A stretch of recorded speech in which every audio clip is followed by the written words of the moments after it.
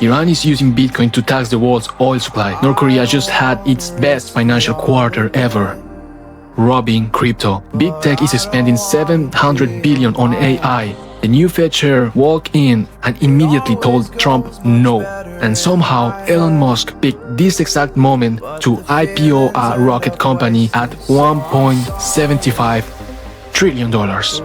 Hello everyone, I hope that you're having a nice week, but you need to stop right there, right now. Before you make any moves this week, crypto, stocks, anything, what's been happening in the past weeks? Because 5 things have been moving simultaneously in the same direction. And it's not the same direction most people are positioned for. This is either the most interesting week in markets or the beginning of something much worse. Probably both.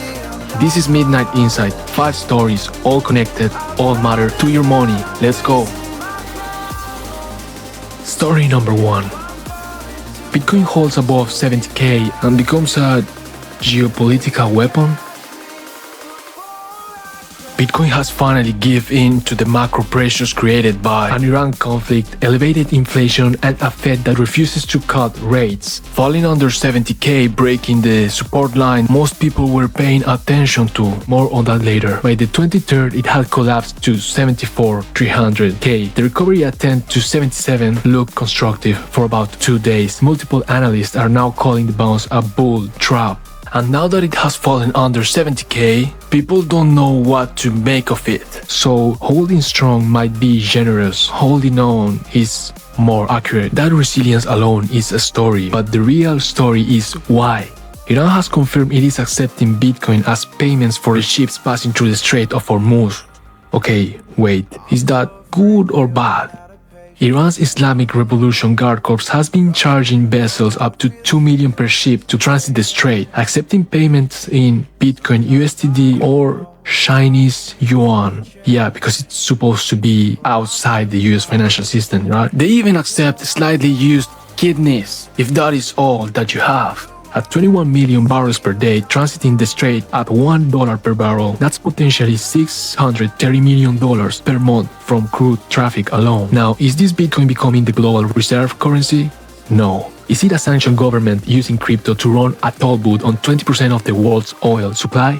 Yes, absolutely yes. It ain't Bitcoin's fault being so useful, right?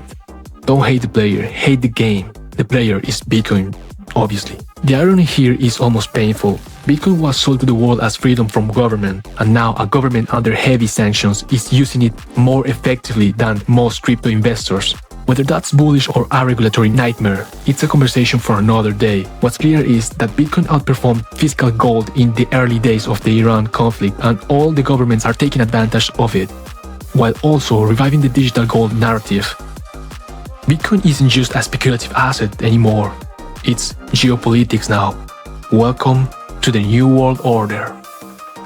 Story number 2. April was the best month in crypto history for hackers. Meaning it was good for the hackers. Meaning it was bad for crypto, you know. North Korea is running a business at this point. Crypto saw 29 hacks recorded in April earlier this year, the highest ever in a single month, with a combined loss of $635 million worth. That's roughly 1 attack per day, an 81% jump from the previous record of 16 incidents set just in January 2026. 2 of these attacks drove almost everything. On April 1st, Drift Protocol, the largest Solana-based decentralized exchange, lost $285 million. A North Korean group spent 6 months building trust with Drift employees before stealing the funds in 12 minutes using pre-signed withdrawal instructions. So 6 months of relationship building, 12 minutes to hack it off. That's not just hacking, that's a divorce. Get prenup, man. Then Kelp DAO followed on April 18th, losing almost $300 million after attackers tricked the systems into releasing tokens with no real backing. And the weapon of choice? Increasingly, AI. Remember that AI is slowly moving into the finance world. This is just the beginning of problems like this. Go watch my video on the topic. I'll leave it around here, somewhere.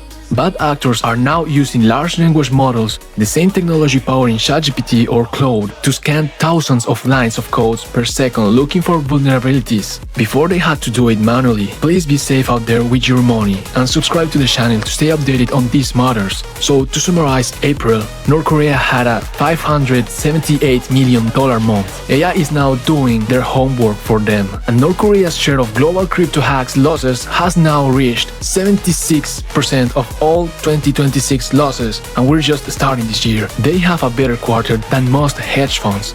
At this point, North Korea isn't a rogue state, it's a DeFi fund with a nuclear program on the side. Well played, Rocket Man. Story number 3. SpaceX is going public, and it's a lot. So this is the largest IPO in history. Probably, maybe, we'll see, and there's a lot of talking around this, but let's shift gears completely. SpaceX is getting closer to what could become the biggest IPO in history. The company is reportedly targeting a valuation approaching $1.7 trillion. With a D. Number so large, it makes most public companies look like street vendors. I love those guys, don't get me wrong.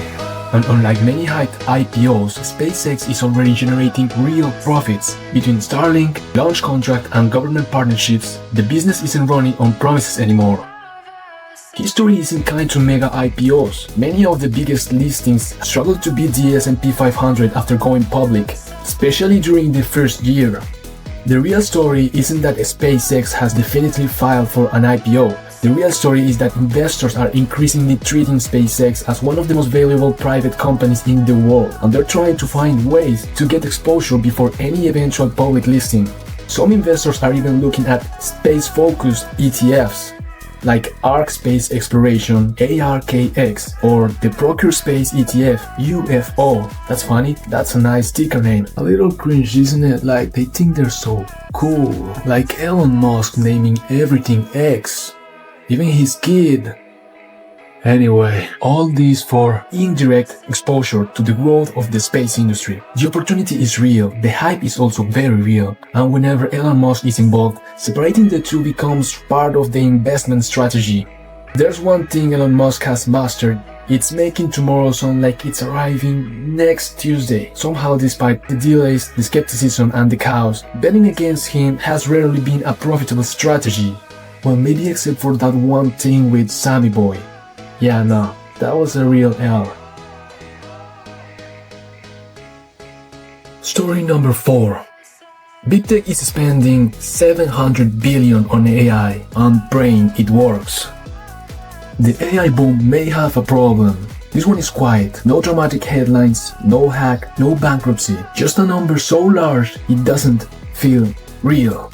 Amazon, Microsoft, Meta, and Google are expected to spend roughly $700 billion this year on AI infrastructure, mostly on data centers. Analysts think that number could break $1 trillion by 2027. This is interesting because for years everyone thought the AI race would be limited by chips. Then Nvidia solved that problem. Now the AI boom has discovered physics and hit a speed bump: electricity, water, and land. America already has more than 4,500 data centers, consuming about 4.4% of all US electricity. Wow! With more than 700 new facilities under construction. Wow! Some analysts project global data centers' electricity demand could nearly double by 2030, largely because of AI. Well, we knew that would be a problem later, right? But communities are starting to notice. Across the country, residents are pushing back against new data centers because of noise, water consumption, environmental concerns, and pressure on local infrastructures. Some countries are even considering temporary bans on new projects while they figure out the impact. And honestly, can you blame them? Imagine being told to take shorter showers because of drought conditions, while a warehouse full of chatbots is drinking millions of gallons of water to generate anime girlfriends. Yeah, that ain't so bad. Anyway, speaking of wetness, some large AI data centers can consume up to 5 million gallons per day, only for cooling. Wow. Researchers estimate total US data center water consumption could rise from 17 billion gallons in 2023 to 73 billion gallons by 2028. Wow. So now the AI race is creating a strange situation. The most advanced technology in human history is being limited by the same thing that limited ancient civilizations: access to water and power. In fact, utilities, grid operations, and energy companies are increasingly warning that power demand from AI is growing faster than expected. Tech giants are now signing nuclear and geothermal energy deals just to secure enough electricity for future AI projects. The AI boom isn't running out of money, it isn't running out of investors. It might be running out of places to plug itself in. And if that happens, the biggest threat to artificial intelligence won't be regulation, competition, or even another AI model. It'll be the power bill. This is the mother of all bets. If you have any ideas or opinions, comment down below. Don't be lazy. Story number 5. The Fed's got a new boss. And he's not cutting rates either. This is the story that's connecting everything else. Trump's got his new Fed chair. Kevin Walsh officially replaced Jerome Powell in May after a narrow 54-45 Senate confirmation. Many investors expected lower rates to follow, but markets had other ideas. Inflation remains well above the Fed's 2% target, fueled in part by higher energy prices and a surprisingly resilient economy. Plus, recent job numbers came in stronger than expected, making it even harder to justify rate cuts. In fact, many economists now expect no rate cuts this year, and some traders are even discussing the possibility of future hikes instead. Yuck. Which leads to the uncomfortable conclusion. The biggest threat to stocks, crypto, AI valuations, and even that SpaceX IPO isn't a recession. It's interest rates staying higher for longer. Because every story we covered today ultimately comes back to one question: can inflation come down without breaking the economy? Right now, nobody knows. Not Trump, not wars, and definitely not Wall Street. If you find videos like this useful, please like and subscribe. Stay sharp, stay late.